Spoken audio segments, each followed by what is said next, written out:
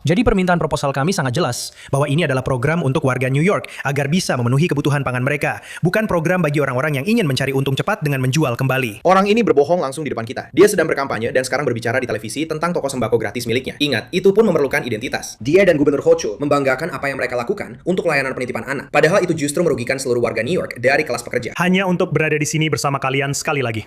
Saya berdiri di hadapan kalian sebagai wali kota muslim pertama dalam sejarah kota kita. Dan tahun ini sholat Jumat pertama yang saya hadiri dalam posisi baru tersebut. Dalam perkembangan yang mengejutkan, orang-orang mulai menyadari bahwa wali kota Islami Sosialis Mamdani yang mereka pilih di New York City ternyata tidak benar-benar berusaha memperbaiki kehidupan mereka, tetapi justru membuatnya sedikit lebih buruk.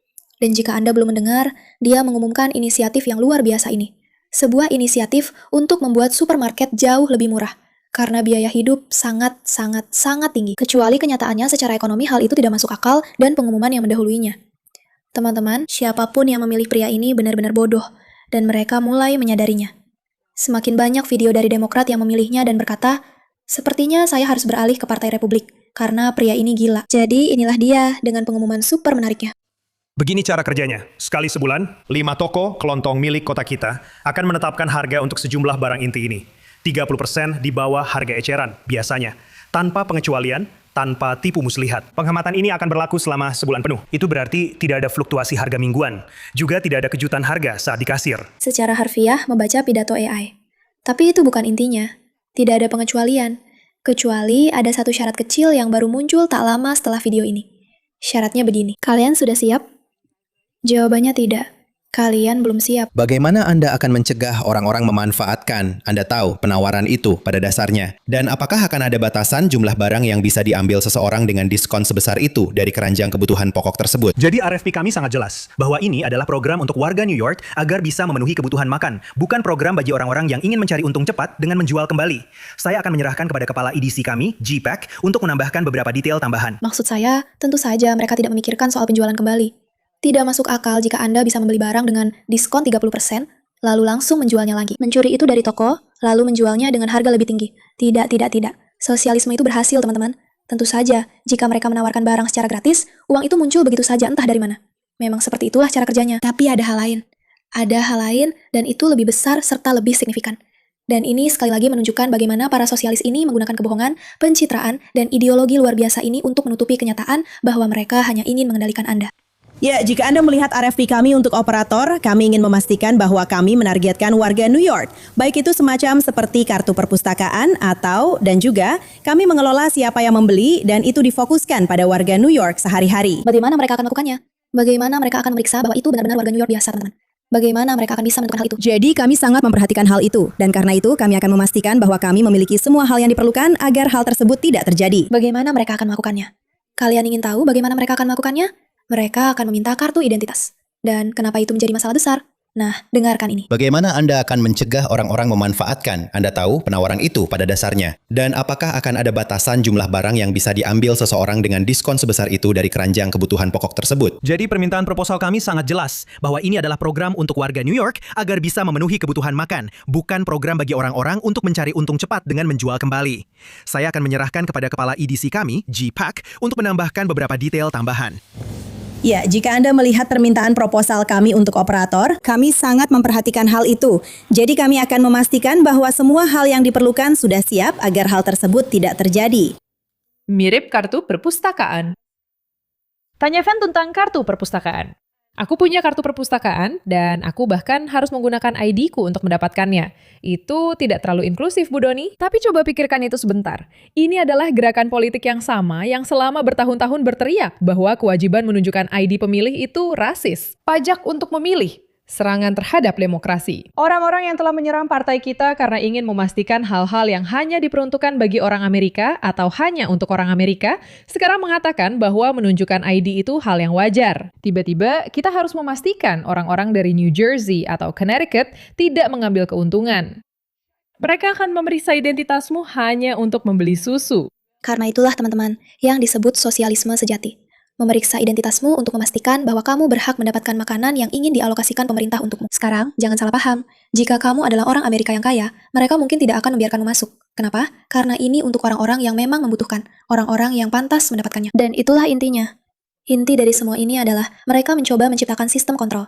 Tapi mereka memberinya label sebagai sesuatu yang gratis, murah, menyenangkan, enak, lezat, luar biasa. Tapi sebenarnya Ibu Mamdani sama sekali bukan seperti itu. Dan siapapun yang belum bisa melihatnya harus terus menonton. Karena kami akan membuktikan betapa buruknya Mamdani sebenarnya. Selain fakta bahwa dia diduga memiliki hubungan dengan kelompok teroris sungguhan, dengarkan saja beberapa hal yang dia dukung dan percayai. Baru-baru ini dia terlihat di sebuah acara di mana mereka benar-benar menyerukan pembunuhan terhadap orang-orang kafir, yaitu non-muslim. Dan Zoran Mamdani ada di sana mendukungnya. Senang sekali bisa berada di sini bersama Anda sekali lagi. Saya berdiri di hadapan Anda sebagai wali kota muslim pertama dalam sejarah kota kita. Dan tahun ini adalah sholat Jumat pertama yang saya hadiri dalam posisi baru tersebut. Dan melakukannya bersama-sama. Itu adalah sebuah pengingat. Tapi bukan hanya karena dia mendukung ideologi yang gila. Dia sendiri adalah seorang aktor. Dan semakin banyak orang yang menyadari bahwa hal-hal yang dia dorong, ide-ide ini, kampanye-kampanye yang luar biasa ini, mungkin sebenarnya tidak begitu luar biasa. Dengarkan pria ini yang sekarang memilih Partai Republik karena Mamdani. Untuk pertama kalinya, saya akan memilih Partai Republik karena wali kota Mamdani.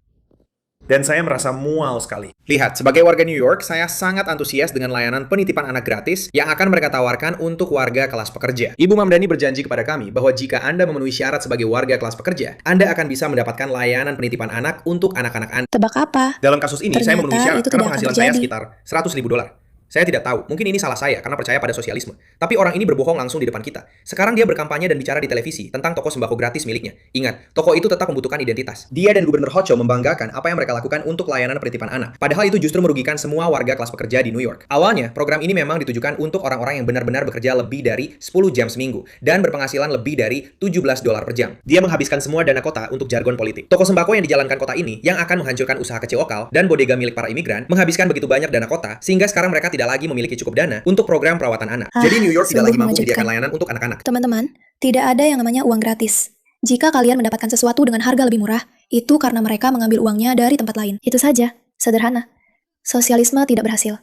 Jika kamu ingin memberikan uang kepada orang miskin, kamu harus mengambilnya dari suatu tempat. Itu hanya ekonomi sederhana. Aku tidak mengerti bagaimana orang masih belum paham soal ini. Voucher pengasuhan anak untuk keluarga yang tidak menerima bantuan tunai. Tolong jelaskan ini agar masuk akal. Kelas pekerja di New York yang penghasilannya tidak terlalu banyak. Ini bukan jumlah uang yang besar di New York. Mereka yang butuh bantuan untuk biaya pengasuhan anak, yang membayar pajak. Kami setuju untuk menaikkan pajak kami demi membayar ini. Sekarang kami tidak lagi memenuhi syarat karena kami tidak menerima bantuan tunai. Maksudmu, pria ini memutuskan untuk berbohong padamu supaya kamu memilihnya karena kamu pikir kamu akan mendapatkan sesuatu untuk dirimu sendiri. Dan sekarang dia membalikan itu dan juga menambah kesulitan dalam hidupmu, serta tidak memberimu manfaat apapun yang membuatmu memilihnya. Maksudku, serius, aku sangat terkejut. Biar aku perjelas. Zoran Mamdani adalah wali kota sosialis yang Islamis, yang menggunakan posisinya untuk berbohong kepada orang Amerika. Kepada orang Amerika yang tidak curiga dan sedang berjuang secara finansial, khususnya warga New York, menjanjikan kepada mereka semua hal-hal indah ini, seperti penitipan anak gratis atau lebih murah dan supermarket gratis, bahwa hidup mereka akan menjadi lebih nyaman.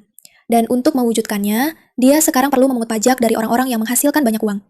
Tapi sekarang setelah dia menyadari bahwa dia tidak bisa melakukannya, atau bukan karena dia menyadarinya, melainkan memang sejak awal dia tidak pernah berencana melakukannya sendiri. Sekarang dia justru menaikkan pajak untuk sebagian besar warga New York, tetapi juga tidak mampu menyediakan dana untuk proyek-proyek yang sebenarnya ingin dia lakukan. Jadi sekarang tidak hanya pajak Anda yang lebih tinggi, tetapi Anda juga tidak mendapatkan subsidi apapun yang Anda inginkan. Dan Anda mendapatkan supermarket yang dikendalikan lewat ID, sehingga mereka bisa melacak setiap gerakan Anda, yang memang sangat disukai oleh sosialisme tentu saja. Mereka memastikan bisa mengontrol makanan Anda agar Anda sepenuhnya bergantung pada mereka. Bukan tanpa alasan orang-orang ini memilih Zoran Mamdani. Wali kota Islamis yang baru-baru ini terlihat di sebuah acara yang merayakan kematian orang-orang kafir, yaitu orang-orang yang tidak percaya, adalah seseorang yang berbohong. Dia adalah seorang aktor, dan dia mendorong semakin banyak orang yang memilihnya untuk menyadari bahwa tidak ada satupun dari janji-janji yang dia buat itu benar. Semuanya hanya kedok untuk mendapatkan kekuasaan. Dan sekarang setelah dia berkuasa, ini menjadi masalah. Maksud saya, coba dengarkan apa yang dikatakan Scott Galloway tentang hal ini. Dan data pribadi saya sudah disebarkan. Data pribadimu sudah disebarkan. Disebarkan? Ceritakan. Jadi, aku tidak tahu apakah kamu sudah dengar, tapi Wali Kota Mamdani telah memutuskan untuk merilis daftar 950.000 tempat tinggal, beserta alamat dan nama yang mungkin memenuhi syarat untuk Pieta Teratek miliknya. Oke, jadi dia ingin mengenakan pajak pada orang kaya. Tapi bukan hanya dia memutuskan untuk memajaki orang kaya. Dia juga merilis nama-nama mereka ke publik, supaya publik bisa mengejar mereka habis-habisan. Karena mereka membenci orang kaya. Mereka membenci orang kaya. Dan kenyataannya, orang-orang yang membenci orang kaya, itu hanya karena mereka iri karena mereka sendiri tidak kaya. Dan mereka ingin bisa hidup dengan nyaman dan aman. Jadi ketika Zoran Mamdani datang dan berkata, "Jangan khawatir, orang-orang yang kamu benci itu, kami akan mengambil uang mereka, dan kami akan membuat hidupmu lebih mudah." Orang-orang pun berkata, "Ya, itu luar biasa." Sampai data pribadi mereka benar-benar dibocorkan, sampai tunjangan itu diambil dari mereka. Karena tahu tidak, pemerintah sosialis sebenarnya tidak benar-benar ingin mengurusmu. Mereka hanya memanfaatkan kebodohanmu. Kebodohanmu yang mereka manfaatkan untuk memilih mereka agar mereka bisa tetap berkuasa. Dan sekarang, Scott Galloway menyesal karena telah memilih orang ini. Meskipun dulu dia mendukung pajak untuk orang kaya, karena namanya sekarang tersebar. Dan data pribadinya sedang dibocorkan oleh orang-orang yang dulu dia klaim sebagai bagian dari mereka. Saya dulu mendukung pajak ini. Ini definisinya. Dia telah mengambil sumber pendapatan pajak yang sah dan mengubahnya menjadi poster buronan. Itulah yang memang mereka lakukan. Tapi sekali lagi, ingat, Zoro Mamdani selalu menjadi seorang aktor. Dia selalu berbohong. Tonton saja video ini, oke?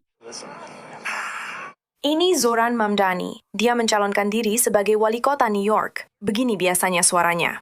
Kita berkumpul malam ini di kota terkaya, di negara terkaya dalam sejarah dunia. Tapi dalam sebuah wawancara di Afrika Selatan, suaranya terdengar agak berbeda. Saya sebenarnya membuat daftar putar untuk Mira, yang kebetulan adalah ibu saya. Anda tahu, nepotisme dan kerja keras sangat berpengaruh. Dan dalam sebuah wawancara dengan podcast Turki Amerika, Mamdani terdengar berbeda lagi. Saya akan jujur dengan Anda, Saudara Mansur, pada titik ini, tidak banyak orang yang memikirkannya. Dan inilah Zoran saat masa-masa dia menjadi rapper. Kamu tahu, seharusnya ini sudah ada di sini lebih awal.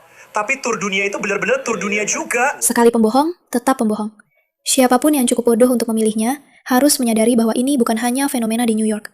Ini adalah fenomena yang akan menyebar ke seluruh Amerika. Masukkan seorang Islamis ke dalam kekuasaan, dengan menggunakan praktik sosialis yang menjual kebohongan terang-terangan. Biarkan dia berbohong di mana-mana, dengan berbagai aksen, berbagai ide yang sebenarnya tidak akan pernah bisa dia wujudkan. Mengklaim bahwa dia bisa menangkap Perdana Menteri Israel, yang jelas-jelas tidak bisa dilakukan. Mengklaim bahwa dia bisa membuat belanjaan gratis, yang tidak bisa dilakukan. Memberikan penitipan anak gratis, yang juga tidak bisa dilakukan. Dan seterusnya, dan seterusnya, dan seterusnya. Inilah yang menanti orang-orang yang memilih sosialisme. Dan bagi kalian yang masih cukup bodoh untuk berpikir bahwa saya salah tentang hal ini, teman-teman, sudah saatnya kalian memeriksa fakta kalian. Terima kasih atas perhatian kalian dan tersenyum.